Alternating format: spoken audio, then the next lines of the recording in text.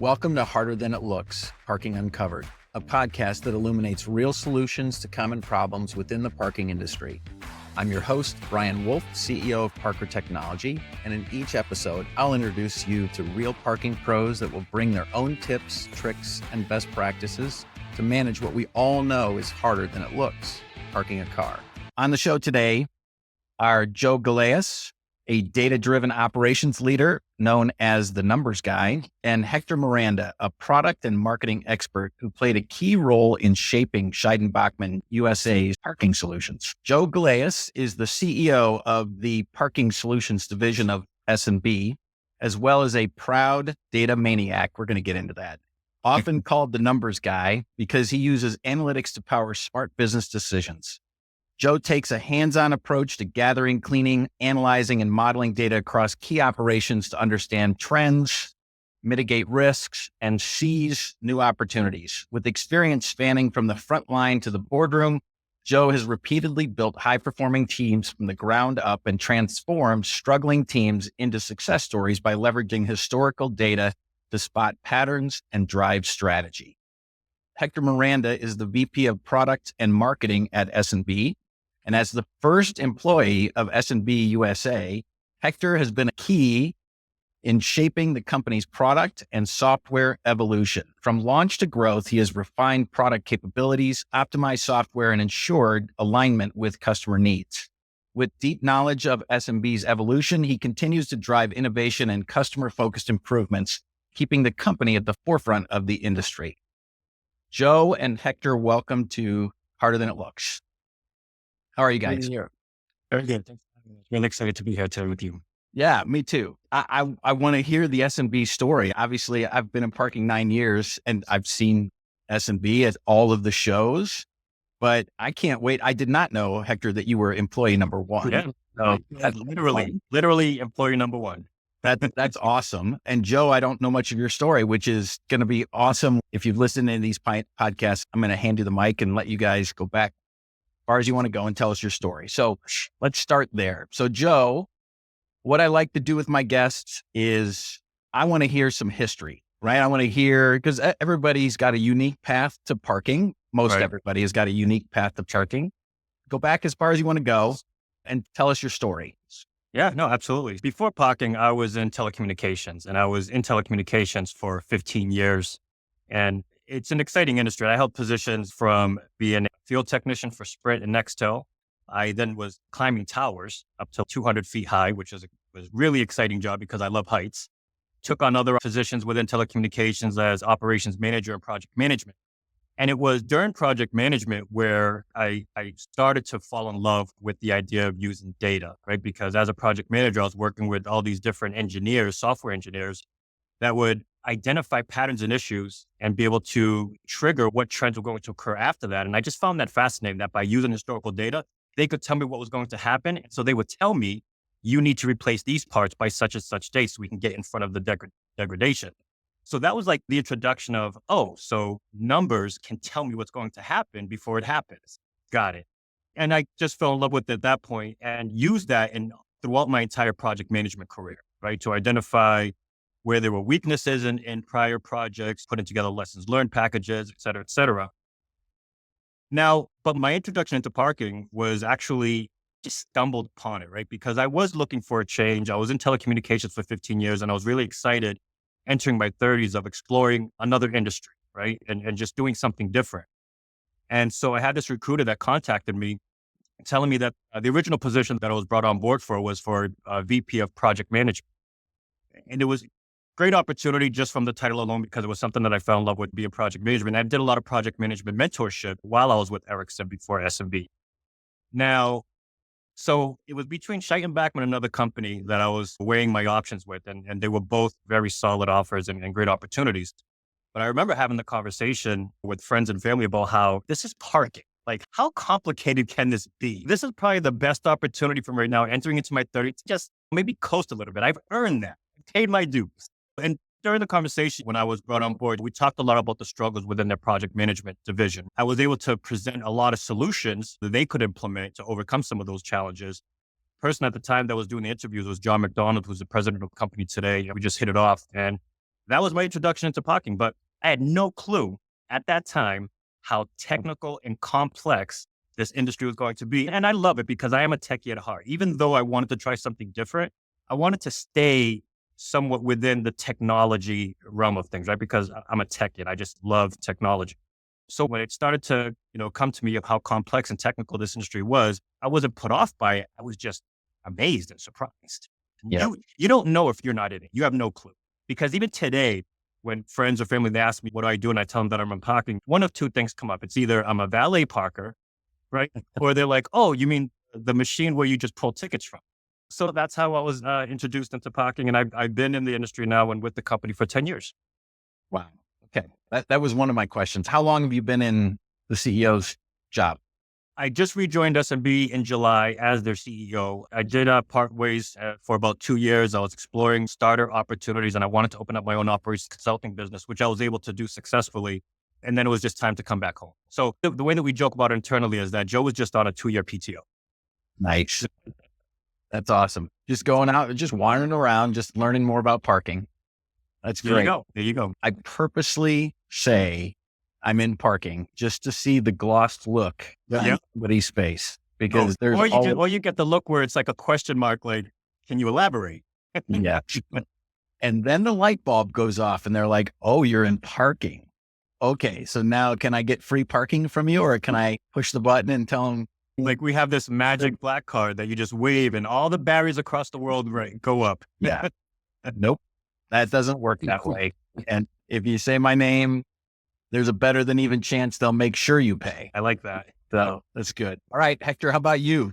Go back. Yeah, I go back a little bit longer because, as you all said there, so it goes back to 30 years now, actually. So by destiny, you call it, we stumbled across parking, right? Pretty much all of us. I was recently graduated from college as an engineering degree, and a very good friend of mine still today, he somehow had a connection with one of SMB's largest distributors in Germany.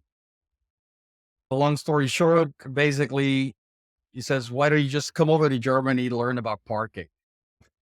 Out of the blue, I'm driving around Germany with a field service tech, learning about parking. I say, how could this happen? I had a good time there, spent about 2 months. And towards the end of those 2 months, SMB just had a large project here in the US, but it was on the transit division in the Bay Area in San Francisco with BART.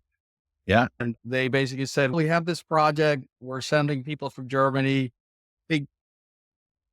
Would you like to just come on board and move over to the transit division? So yeah, basically said, yeah, sure. Next step, I'm in the San Francisco Bay Area. They're working on our fare collection project here with BART. So been there about 6 years. In 2001, basically that parking came back, right? It just kept pulling me back. And then there was an opportunity to move from the Bay Area to the Houston area where I'm based at now and move back to parking. So since 2001, I'm in parking. And basically throughout those 30 years, I've been doing a little bit of everything within SMB. When you are one of the first employees, you need to find an office, hire people, build a structure in the organization within the office, do project management, whatever you need to do. You need to roll up your sleeves, you roll up your sleeves. So it's been very, very educational for sure. And actually it's been really good to see Scheidt Bachmann start up here in the US here back then. Where were the trends since then? How have we adapted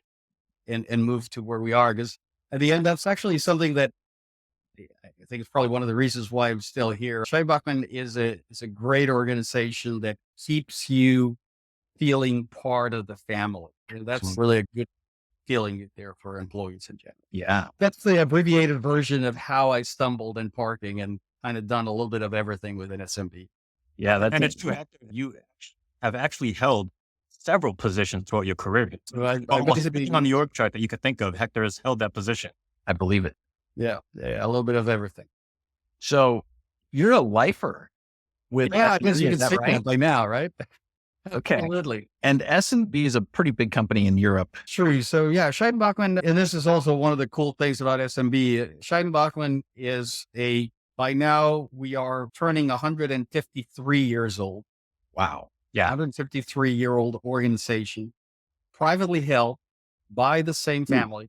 And this is probably one of the cool things. If anybody who ever has had an opportunity to go back to our main offices in München, Gladbach, Germany, close to Dusseldorf, for those who probably never heard that name, is you see a lot of people that have been a lot of lifers in there, and actually multi-generational lifers and Yes. cousins and friends. And so it's actually really a cool feeling. So in terms of size, we have grown since then to close to 3,000 employees worldwide.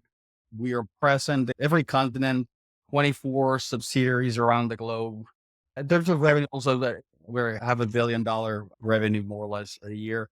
Being private, you can manage everything. And actually, that's also another cool thing, right? In SMB, it has given us the ability to be very strong financially. So we are self-financed. We control our destiny. Nice. And we have learned and adapted throughout this 150 years, a lot of market changes, and then somehow have managed to do that successfully. We're going to get into some of those changes for sure. Okay. So then you were employee number one for parking back in 2006? So 1995. Oh, 1995. Wow. Okay. How many U.S. employees are there today? In the U.S., we're in upwards of 43. Okay. On the parking side. All right. And Joe, you're in Boston still? Correct. Okay. And Hector, you're in Houston, just north of Houston, the Woodlands. Yeah, covering a lot of territory. One of the things I wanted to add on to what Hector was saying, and I love hearing Hector talk because he just has all this history from his experience and years with the company. So every time I'm just like zoned in on him, right? As he's talking, like it never gets old, right? I've heard so many of these stories. But one of the things I want to add to this is that my first visit to Germany, I mean, I was impressed with, being able to see the equipment being manufactured, seeing where the software is being developed and everything like that. All of that was cool and great. But it was when I finally had the opportunity to sit down with some of my future colleagues and, just an understanding of what they were doing before this and how long they've been with the company. And the numbers they were spitting at me was like 30 years and 40 years. And so in the States, if you're with a company for more than 5 years, they're like, wow, good for you. Talk about loyalty. Yeah. And so you go to Germany and there's, numbers in 20, 30, 40 years of seniority. That was honestly the most impressive. And what really sold me was, wow, this is a true family dynamic and culture within the company of SMB. And that's something that I'm big on. I'm big on the culture, on the low turnover and the loyalty with employees. And there's a reason for that, right? You get employees that have been with the company 10, 20, 30, 40 years. There's a reason for it, right? And it's within the core of the company. So just wanted to add on that. And that's a story. And those are facts that we always love to share with our prospects because it also does represent, the strength of us. Yeah, that's awesome. Averaging 30 years, that's impressive. That's good. So this is probably a good time to transition to a couple of leadership topics because Joe, you mentioned culture, right? And you're the self-professed numbers guy. I'm wondering how, now that you've gotten out of project management and you saw the telecom world, tell me about how you're using numbers now to shape sort of your leadership style as you take the helm here at SMB in the US. It's really about, it begins with our internal processes, right? How do we get more efficient? Because before we can show any kind of efficiency to our customers, there has to be improved efficiency within the organization. One of the first things that I did here when joining SMB was I looked at the business from A to Z. Everything from normally the first step is how do we generate leads, right? But it's a little different here at Parking. It's like, where do we get our bids from? Or how do we get an invite to a bid, right? So it starts from there all the way down to how we invoice, right? So I just mapped took a couple of weeks, maybe even a couple of months to just identify every single step that takes place within the business from bid invite to invoicing for that last invoice to close the project. And then once you have that map, once you had this entire massive workflow of how the business operates, then you're basically just collecting data on how that process flows. And that's where you start to identify bottlenecks, redundancies, or in some cases, there's a reason why there might be some delays in our process because there might be some missing steps within the process. So that's where the data collection to improve how we operate internally. And then on top of that, so there's three things that happens, right? When you go into a business and you're trying to learn how they run from A to Z. Number one is you're gaining an insane amount of intel and knowledge for yourself, right? Like you are literally learning how the business runs because you have to document all these steps. And then you end up just retaining it because that's all you're studying for the first couple months. Number two, you have to involve just about every employee in the company because you have to get their perspective. This is how accounting does it. And this is how the project managers do it. But you have to get perspectives on how is that handoff for you? Does it work for you? Just because it works for accounting, does it work for you? Is there something missing? Could there be something that's done better? And when you're involving these employees in the process, you're gaining buy-in to any changes that you're going to have to implement in the future because they've been a part of the collaborative process. And that's a huge into the culture, right? Is not coming in as a leader and saying, these are the changes that need to be implemented. It's coming in as a leader, collecting information from the team and saying, these are the changes we need to implement to become more efficient, right? So that's the second perk to doing this analysis. The third perk is it's going to drive improvement. And that's the ultimate objective, right? Is how you drive improvement internally. If you've identified the business process from A to Z, you now have every opportunity at your disposal to identify where those weaknesses reside and where you have strengths that you can capitalize on. Yeah, fantastic. My question is, I'm really curious if you have a specific story about something that you found with the data and how it led you to either strengthened your position that it needed improvement or it led to a counterintuitive solution. Man, there's so many stories, especially with working with data, because in my experience, right? So the reason why I started deep diving into data is because it's intentional, right? There's something that we're looking for. But the beauty that comes with that is you end up gathering answers that you weren't even looking for. And you end up identifying patterns that you didn't even know existed because you're doing such a deep dive with the data. But as far as like a specific, just about any type of data analysis results in some sort of finding that you weren't anticipating or expecting. And it just, from that point on, you're just peeling back the onion. And then the solution that you may have had thought in your mind that would be the logical one to implement changes because of this new data that you find. It has an honest way of redirecting you and keeping you honest. No question about it. Okay. So then Hector, as an individual who's taken the whole ride, tell us about how you've seen the company evolve over time and describe the journey give us a thumbnail sketch of where you started and how the company has evolved to where it is today. Certainly. Yeah. When I first started, it was more on the project management side. We had a couple of projects when I was in transit and fare collection, and then moving to parking. I basically focused on existing customers, opening offices, opening markets, and work with different areas within the organization. Something that really was very evident from the very beginning. We always kept growing as a very tight group of people within the organization. We were like a family, even though we were scattered across the country. We really worked very well together. And if somebody from service tech had to come out and help you on tasks that are not related to their job, they were always happy to do so. There always been this feeling. And when you move from project management to also having to open an office, set up a structure and so on, helping sales, there are some things that you don't know everything. And the other thing that was really cool about SMB is along the way, there have been really good mentors to help you along the way.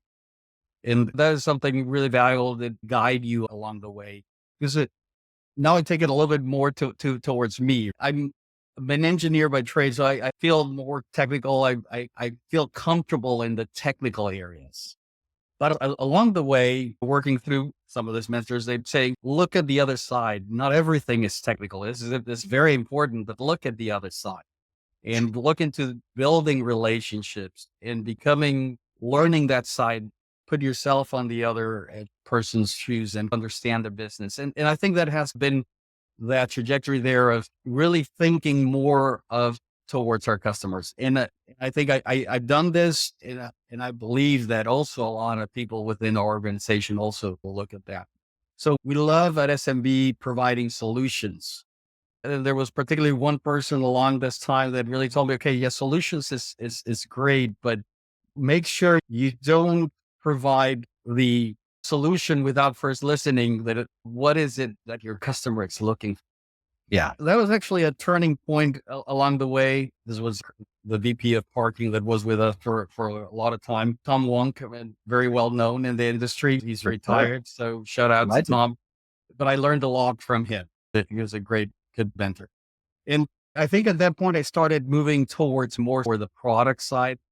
Yeah. One of the things that I really like about what we do at SMB is becoming that solution provider, yes, but first listening, and then also building that relationship with customers, and eventually, ideally, hopefully becoming a consultant and a resource to your customer.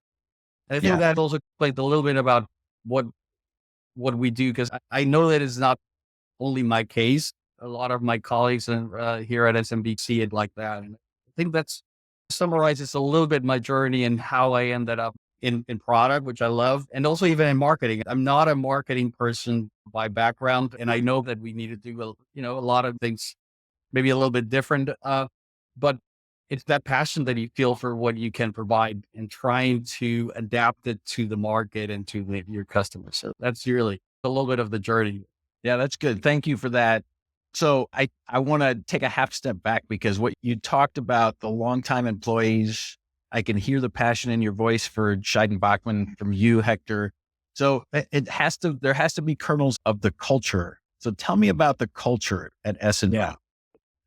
Yeah, that's a very good question, Brian. The culture at SMB is very cool. I mentioned earlier when I was describing a little bit of how I ended up here. One of the things that you really feel, and it's more than just a word, but it is a family feeling.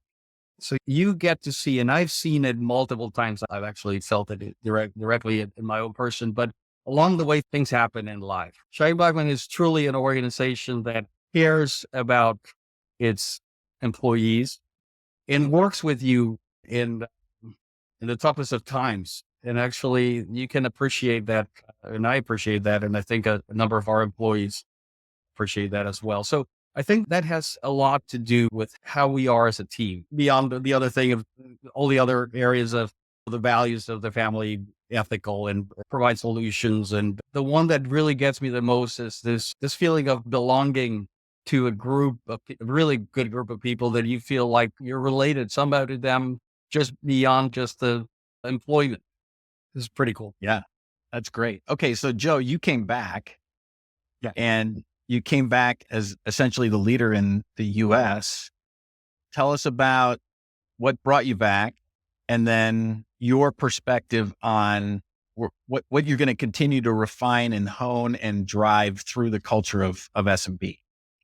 Yeah, no, absolutely. So backing up a little bit, it was really tough to just leave to begin with. But throughout my entire career, even from my tech days in my early 20s, I had always worked for large corporations: Comcast, Sprint, Nextel, Ericsson, Verizon, SMB as a global powerhouse in parking. And the one itch that I had that I never got to scratch was having my own operations consulting business and working in the startup entrepreneurship arena. Like, that was something that was always appealing to me. When I started studying for my MBA, there was a lot of talk about entrepreneurship and startups and how you begin a business. And at that time, I also felt that I just had this wealth of operational knowledge. I was very successful at improving processes, developing mentees, and implementing internal processes, systems that would improve the culture. And I felt that if I opened up my own operations consulting and started working with some of these startup companies, I can help them build their foundation. I can help them identify what they need to actually run a business and to scale a business. And I was very successful at doing so. So it was never that I left it because I was like, parking just isn't for me and this company isn't for me, I got to go. No, the company was always dear to my heart. It was a very emotional departure, to be quite honest. And I always stayed in contact with my colleagues, my then superior, and we always flirted with the idea of a return, right? But the timing just wasn't there. Like, I was having too much fun. I was like involved in all these different things across the country. And then the time just opened up, right? Like, I had got a phone call and we were just having a conversation about how things have been going at the company for the last couple of years, what the vision was for last year. And then the question was, what are your thoughts? Do you ever see yourself coming back? And I was like, I think we can have that conversation now. And one of the things that really energized my return was, and this is in no way an attempt to pat myself on the back or anything like that, but one of the things that was brought up was like, Joe, a lot of the things that you implemented during your time here seems to have subsided or maybe somewhat gone on the back burner for whatever reason. And there was an excitement there for me to come back and rebuild some of the processes and the systems that I put in place, or just reactivate them, so to speak. And then again, just the opportunity to come back to a company that I absolutely fell in love with. Up until before SMB, I was with the company for an average of 3 to 4 years. Because like I was saying earlier, in the US, 5 years is you get the pat on the back that you're a loyal employee. and now you can move on without any kind of frowns. I was with SMB for about 6.5 years before I left. And then when the opportunity arose to come back, I was just really excited about that and the vision that they had. They had started a new revenue stream of channel partnerships. I thought that was really exciting. And that was something that I could dive into. And I was told that coming back as the CEO, you will finally have sales and marketing, because those were the only two departments that I never had hold. And I wanted them. Wanted sales and marketing. I have a passion for sales and marketing. People don't know that because I'm an operations guy. Hector has seen, we're flying all across the country, just building relationships with prospects. I really take joy in that people aspect of the business, right? Because at the end of the day, if you're going to expect somebody to open up their wallet and give you their money, there has to be some sort of connection there. So that's something that we've really focused on this year. As far as my plans for the culture, that is my primary focus, is focusing on building relationships. Who are the people that we need to meet for business that might come down the road next year or 2 or even 3 years down the road? We want to meet those people. We want to build relationships. At the end of the day, I think we all know that we're in business to generate a profit, but we don't want to get away from the fact that there's a right way to do that. And it needs to be done with grace and respect and appreciation for the opportunity to build a relationship with those individuals. So that is a big part of our right now. And that's going to be driving our culture, is building relationships and staying focused, because nurturing is probably the most important aspect of sales, in my opinion, is the nurturing process. Yeah, relationships matter in this business for sure. So what advice would you give other leaders who are looking to transform their teams into high performance teams? You mentioned in your background that you've done it a couple of times. What's the key? So when I was successful at doing that, the one thing that I learned and held that close to me was, and remember, I was a young manager at one point. You think you're always the best way, but that's part of learning and being mentored. And I assure you that's all out of my system. Because what I appreciate the last 10 years is not having to know it all and acknowledging that you are surrounded by subject matter experts. People that have been doing what they've been doing for the last 5, 10, 20 plus years. They have an immense amount of knowledge and intelligence that your role becomes so much easier, that all you have to do now is make the right decision by putting the right people in the right positions to help the business succeed. As a leader, I don't have to use my hands, but I do have to acknowledge and respect the intelligence that I'm surrounded by. That would be my number one advice, is don't take that for granted, right? There are people that have been with the company for 20 plus years. They might not be in a leadership position, but they do have an immense amount of knowledge. They have the history and they're a resource, right? So the minute that you can acknowledge that and just capitalize and build on that, I think you're in a much better position. Plus, it ties into one of my 3 core values of collaboration. I don't like to do anything alone. I don't like to make decisions by myself. I like to pick people's brains and say, hey, this is what I'm thinking. What are your thoughts? Even when the data tells me go left, I'm just asking for another opinion because I want to hear other perspectives. And that's just part of being a collaborative organization. Yeah, no, that's good. I heard a couple of pearls in there. Even when you think you've got a decision, go look for one more, especially a dissenting opinion. It's always good to walk all the way around the question or the answer.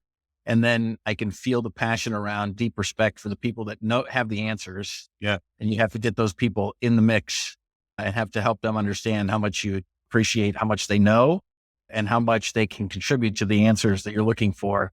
And then the last piece is the ability to get the right people in the right chairs. And I remember reading Good to Great probably when I was in my 20s, maybe earlier, mid 20s, and get the right people on the bus and then get them in the right seats. And I'm like, okay, that sounds like a really cool thing. And then when I got to probably a couple more positions later, it started to dawn on me that you really do want the best people on the bus and you really do need to get them in the right seats. And so it's always fun to read it and then make it come to life for sure. Yeah, no, and a good example of that was, I want to say this was probably like around 2015, maybe 2016 or so, is we had this technician that just happened to be in the right market to help us project manage a new project. Very solid field technician. And we thought that he could manage this with some mentorship and some guidance. And he had done such a great job that he started drawing the attention of, why isn't he a project manager?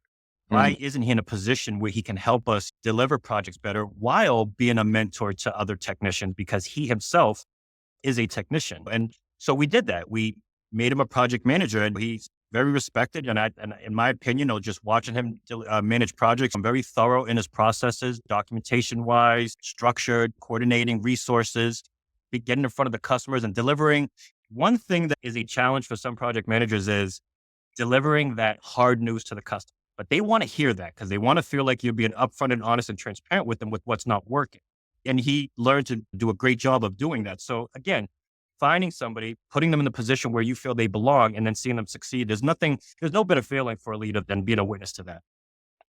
Yeah. Well, that's a great story. All right, let's transition into sort of the industry and how S&B is transforming the company, right? And riding the wave with us. So the industry is digitizing. We saw this happen in IT. Now it's happening in parking. It's going really fast. My question is, what's your perspective on how customer expectations are shifting? And then what's S&B doing to capture that information and keep up with the customer? So what are the biggest changes in your mind? And then how is S&B keeping up? Or how are you meeting the needs of the customers? Yeah, I can speak to that for sure. And it's interesting that the parking industry is finally riding that wave and getting a little bit cooler. And now you start to see those things. And, a lot of it may have to do with when you start coming out, you start the mindset of people and how they work with something as simple as their phones updated. That definitely changed people's minds and changed people's expectations. And on the other hand, you have the parking industry where you have this phase that you have to sell. And if you don't sell it today, you just don't make money. Right? Yeah. So how do you make it easier? How do you start connecting this thing? Yeah, definitely digital is the answer in digital transformation. Everybody has a phone. Everybody can do a lot of things with their phones. So what are we doing in SMB? We've realized this, of course, since a number of years. One of the things is, of course, we have developed this core product that can handle pretty much all of the known use cases years past. How do you take that and now leverage new technology? So the things that we've been focusing on has been adding what we call digital solutions, from the ability to pay for parking with your phone, the ability to enroll, employees and contract parkers through a web portal and adapt that workflow through the operations team. Because now you have to work closer with the operations team and accept payments. And then also adding, what about creating a quick account in 2 minutes with an email address and a credit card, put it on file, and I just drive in, drive out. My card gets charged, pay as you go. So again, these are just some examples of how to complement already a very industrial system that already handles a lot of this and then make it better now with the use of online technologies. Okay, that's on one side, right? And we're doing that. Also, how to improve the customer journey, right? And of course, the answer to that is you need to communicate fast with your customer, because you can communicate something on the phone, but you need to communicate as you're driving in and out of a parking facility. You need to welcome them. If they were pre-enrolled or pre-registered, hey, what about welcoming with thank you for enrolling in XY and welcome to the facility, please proceed and park. Or even if you're reading license plates and making things even more convenient, displaying the license plate that you read and say, welcome.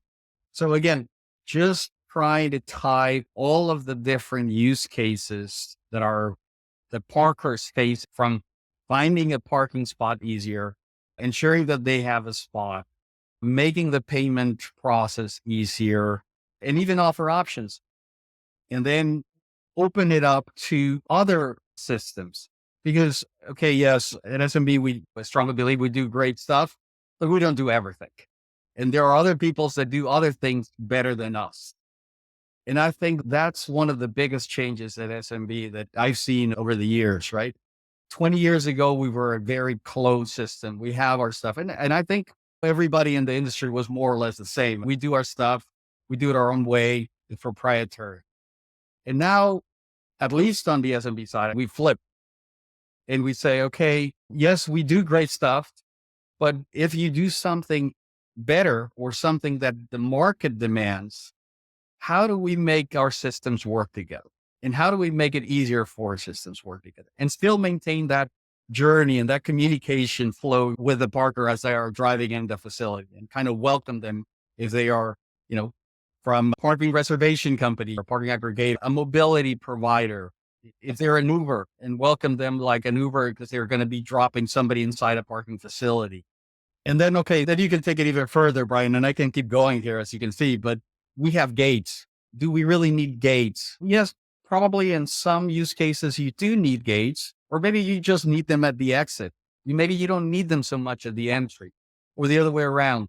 So again, just having all of those flexibility and options that technology nowadays has opened up those possibilities that we just didn't have before. I Yeah. think that is part of the key things that we've been working on for the last, I don't know, 8, 10 years or so, slowly building into it. That's actually where being self-financed and financially strong gives you a lot of freedom to try to experiment. It may not be that we're as fast as a startup. True. Startups are just nimble. Well, the startups haven't put in place all their red tape and bureaucracy yet. They'll get there, but they're not there yet. But yeah, we just keep moving along and making products available. Hopefully that summarizes a little bit of what we're doing. Brian, you see why I love to listen to Hector when he just talks about the products and the evolution of it and the possibilities and everything like that. It's just, and like he said, these conversations can go on for hours. Yeah. And so I was going to toss it to you, Joe, and see if there was any, and not necessarily gaps, because he's covered the spectrum, right? Would you add anything to what Hector shared with us? Oh, I think one of the powerful statements that he made ties into what I was just talking about before with acknowledging the subject matter experts around you, right? In his statement, as a company, we've done the same, right? We've opened up our ports to say, hey, if there's anybody else doing what we aspire to, not as a parking vendor, but all these various features and options and perks that come with parking, if there's anybody else that is doing this already, if you are the master in your domain, then let's integrate, let's partnership, right? And again, it goes back to relationships, right? Like we've opened up the ports, not just to make our product and services better for our customers, but we've opened up the ports to form new and long-term relationships, partnerships with all these different organizations. Yeah, that's good. And I paid attention, Hector, when you talked about how in the early days, like everyone, your systems were closed. And now I happen to believe that open systems wins because you have to be able to connect the back end to make the customer's journey easier and more smooth. I think our partnership is a good example where, the best information. So we've got an integration between our technology, our platform, and yours. And the truth is that when the customer comes to the gate or they have questions about a system, the more information you can put at the fingertips of a CSR, the more easily they'll be able to answer the question. Yep. And that is the kind of collaboration that we see as the future. And the mindset of open systems wins is, I feel pretty strongly that I think that's the way to do it. I think the proof has been there and what the demand is out. Yeah. And I think the other challenge that we all have is it's really hard. There are a few that have pulled it off, but it's really hard as a private operator to have a single platform. They are winning business every day. And by virtue of winning that business, there's existing equipment, there's existing technology there.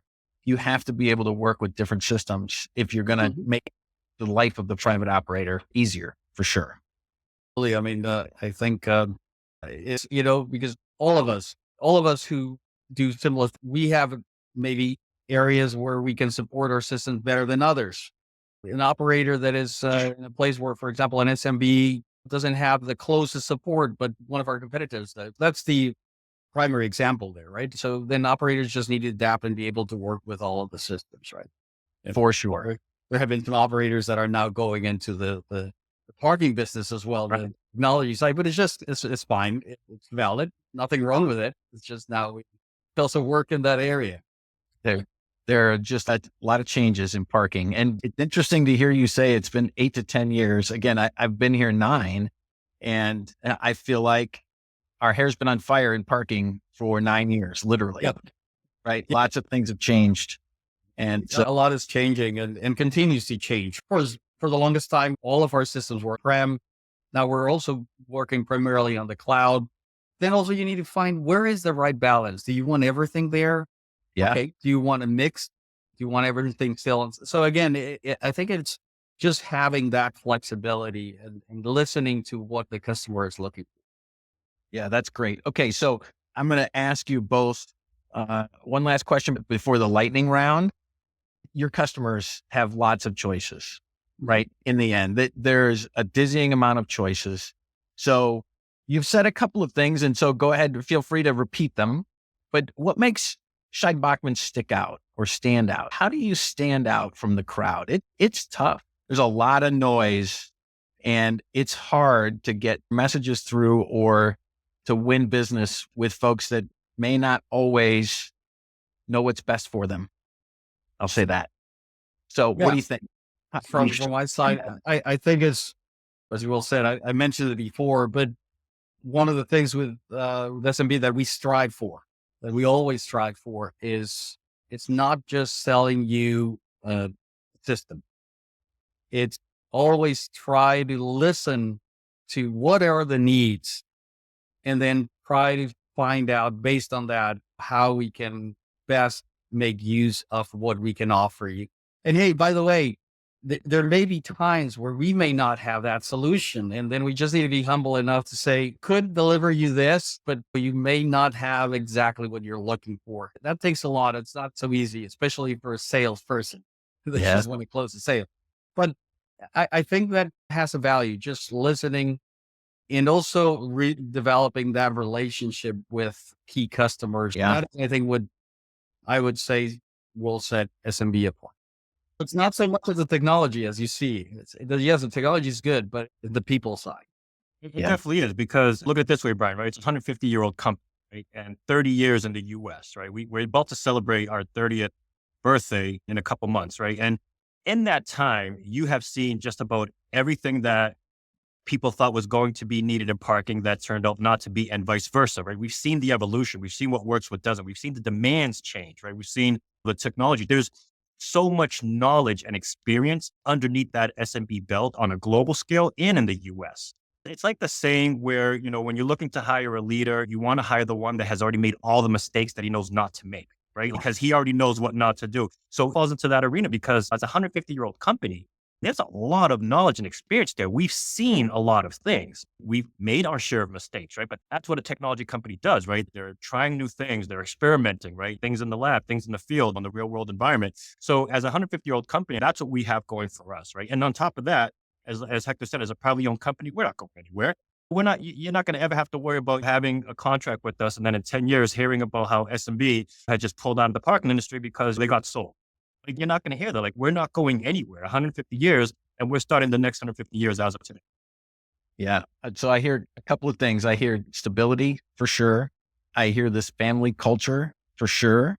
And there's some deep expertise that lies within your organization that you can bring to bear for your customer. That's good stuff. We have employees that started with the company at 15 years old, and they're set to retire in 3 years.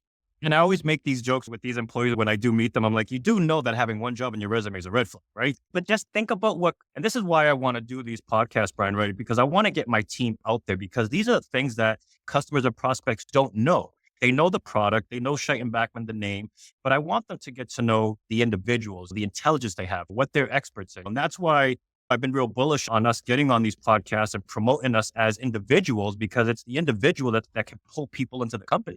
Everybody knows the company name. Everybody knows the logo, the brand, but I want them to know the people and who we have, because they become your resources when you become our customer. Yeah, for sure. It's almost like you guys are both playing my straight man, because this leads right into the lightning round where we're going to get to know both of you a little bit better. My first question in the lightning round is, what phrase are you known for? So if a phrase gets uttered by someone else down the hall, they know that phrase originated at your desk. What phrase are you known for? For myself, it's definitely going to be tied to data and numbers. Show me the data. Show me the numbers. That's good. How did you arrive at this decision? The numbers guy, show me the numbers. You better have your numbers if you're going to see Joe. Okay, I got that. All right, Hector, about you? I don't know. I guess probably I can see myself saying a lot. Let's think about that. I've even seen you say that a couple of times. Let's think about that. Yeah, that's good. All right. Is that what you really want to do? Do you really want to do that? Are you channeling Hector again? Yes, I am, as a matter of fact. That's good. All right. How about, what's the hardest thing you've ever done in your life? Hardest thing I've ever done in my life? Raise 5 kids. I have 5 kids and they're all grown up in their 20s with the exception of one. Our daughter, who's 16, is going to be 17 this year, is still with us. But yeah, parenting, they say you're the CEO of your life, right? And so the decisions you make and the people that you mentor are your family, your direct family, right? Your kids. And it's hard work making sure that they're set up for success, right? And that starts at an extremely young age. You're not waiting until high school to understand what their passions are, to try to feed those passions in schooling. I feel like that has been my toughest job. And of course, like I said, parenting days are not all great days either. You don't always get it. Just I've been there. I'm with you. All right, Hector, how about you? What's the hardest thing you've ever done? Yeah, you know, and of course, my family and have my wife and my 2 kids, and they're my treasures. So that's absolutely, and I'm very proud of that. But let me actually spin that a little bit. I can tell you probably one of the hardest things that I've done is a while back, I decided, okay, my kids, they left the house. So we're here and their rooms and bathrooms were looking a little old. And I said, I can do this. Oh boy. I can renovate this. Every homeowner across the globe. And I found out it's not that easy. It's harder than it looks. You can look at a few YouTube videos there and say, I can do that. Because you're looking at a YouTube video where the guy did it in 2 minutes. You're like, is that all it's going to take? Is 2 minutes? I got this. I would put that as one of the hardest things I actually done. And I'm done that. And I am not done yet, by the way. Oh, man. Five-year bathroom project. That you and Tammy Baker, our COO, could totally commiserate on that. For sure. That's good. Okay. Yeah. Rehabbing houses, I can't do it. All right. So now let's talk about your parking job. What's the hardest thing about your parking job? I would say for me, I'm huge on the culture and the people, trying to shield them away from the negativity or the discouraging parts of running a business. And that's not to say that you're trying to create a false impression of where we are as a business, but in a sense, as a leader, you are obligated to protect them, right? And to protect how they feel about the company, how they feel about their positions and their roles. I try to identify exactly what you should shield them away from. And again, that's just like parenting. Yeah. And sometimes you got to let a little light in so that they can see just a little bit. They can get a little whiff of the gas around how hard it is, or maybe something that's not necessarily always rainbows and unicorns. No, it's not. I get it. Okay, Hector, what about you? What's the hardest part of your parking job? Yeah, but hardest thing, besides not having enough time to do everything you can, but that's the case for everyone, all of us. I would say probably one of the things that it becomes hard, but it's something that I really strive for, is when you really find out that you cannot provide the solution that the customer is looking for. And you know that saying it will kill that project. It's hard, but you just have to stay honest and just say, we cannot do that, but we can do these other things that may work and you can work around it. But just getting to that, it's a tough one. I can't slam dunk a ball, but I can shoot some free throws. Yeah, that's good. It gives me a pit in my stomach hearing you say that, because that is by far one of the hardest things to do, is to be honest about your shortfalls. Yeah, and just walking away. I'm a sales guy at heart, right? I want to sell things, but you also can see the future, and you want good outcomes. That's right. You want good outcomes, and so you can take. And I can see why Hector would choose that, because in Hector's position, whenever we do go for bid, we do rely on his technical expertise to identify, hey, is this something, can we meet these specs? And I can only imagine how many times throughout his career he's been in the position where he was like, no. Yeah. We've had, along the time of SMB, we've had times when we've said yes, we stretched that yes, and we paid for it in the long run. Yeah. So, which is why I should have just up front at the beginning. I think we've all got stories that way. Okay. The next question is, if you could wave your magic wand and fix anything in parking, what would it be? Snap of your fingers, you fix it. I think what every customer wants, and the buzzword right now is frictionless, right? Like, it's frictionless parking, right? You don't need any gates to get in or get out, but there's so many policies and legalities around that in order to be successful at doing that. So if I could wave my wand, I would probably wave it so that we don't have those barriers in front of us to be able to create a frictionless parking experience. And the reason why I bring that up is because we've talked about this in internal conversations. If you've got a customer that's going in and out of a garage and they're not paying their bill, now there has to be some enforcement, right? You're going up to using their license plate to track them down and say, you owe this bill. And then how do you penalize them for not paying the bill? Is there some sort of a fine that's attached to the license plate? Like when you don't pay your meter bill, that thing just adds up. Okay. You are not alone in trying to fix the regs. I know. For sure. All right, Hector, what do you think? Joe took my number one choice. I'll give you my next one. But I would say, and there are efforts out there to try to get to there, but I don't think we're there yet. But having a standardized way to interact with each other, more standardized. There are efforts out there moving in that direction. But I think other industries have shown that when that happens, then good things happened overall in the industry. Yep. I agree. Let's do both of those things. And I think the parking world would be a lot happier. Yeah. And I think customers would be a lot happier. Yes. All right. Besides, although you said your kids were grown, next question, Joe, is when you're not parking cars, what do you do for fun? Anything outdoors, whether it's cycling, running. That's why my favorite, being in New England, you experience all the seasons, but spring and fall, that is when Joe is out the door. Yeah. Yeah. And golf, obviously, in Myrtle Beach. 100%. I'll be in Myrtle Beach in a couple of weeks, going on a golf retreat with 15 guys and doing nothing but golf. That's awesome. I'm jealous. All right, Hector, how about you? When you're not Outdoors and also golf, I've been, attempting to play golf already for more than I want to admit. And I'm still not good enough, but I still like it, especially the comes with the time spent out. Yeah. Golf's a hard game. It was the competitor in me where I just refused to not learn it. And I actually went out and paid for lessons. I bought all these packages because as a company, we travel and we're doing all kinds of golfing events, whether we're doing it with colleagues or with prospects and clients. When it got to the point where I was attending all these golfing events and I was like, if I'm going to keep doing this, I should at least try to get good at it. Yeah. Yeah, for sure.